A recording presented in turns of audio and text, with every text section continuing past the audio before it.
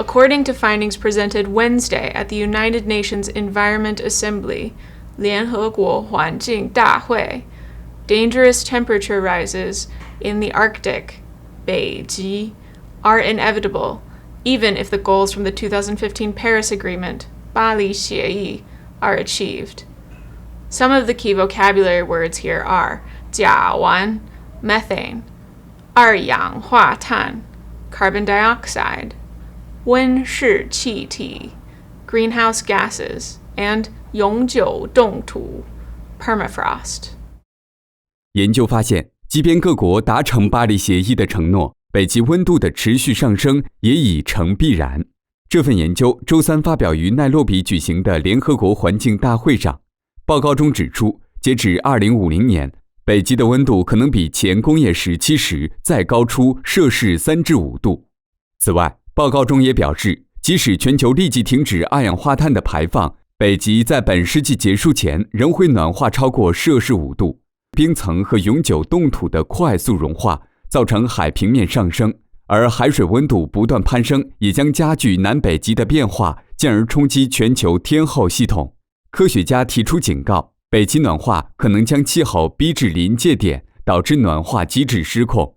北极的永久冻土融化时会释放甲烷，一种强大的温室气体到大气层中。每天，这些甲烷和二氧化碳的排放都会不断进到大气层里。在环境大会上，研究者表示，各国必须达成甚至超过2015年巴黎协议通过的目标，才能在往后的10年内减缓全球暖化所引发最糟糕的影响。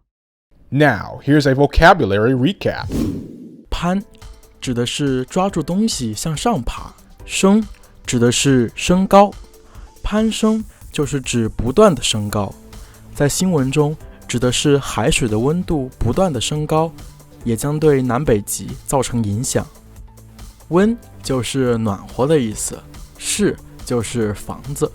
温室指的是利用加温、透光等设备让房子变得暖和，以种植蔬菜、瓜果等。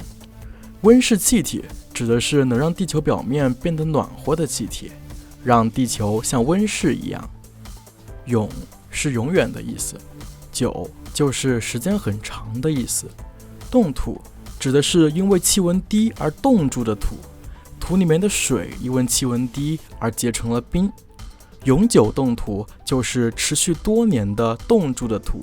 新闻里提到，温度升高会让冻土层融化。已是已经的意思，成指的是成为，必然指的是确定了的事物，不会再发生改变。已成必然指的是事物已经确定了，不会在将来发生改变。在新闻里指的是北极气温的持续上升已经成为了一件确定的事，北极的气温不会再下降了。逼指的是无限的靠近，至指的是到达，临界指的是事物即将从一种状态转变为另一种状态，点指的是某一个时刻，逼至临界点指的是事物很快就要从一种状态转变为另一种状态。在新闻里指的是北极气候的升高很快就会将北极的气候从之前的状态转变为另一种不可控制的状态。 Thanks for watching ChinesePod Today. Remember, you can keep up with the news and all of ChinesePod's other content by subscribing to our channel. 请订阅我们的频道。Register now using the promo code TODAY and receive 20% off your premium subscription. ChinesePod.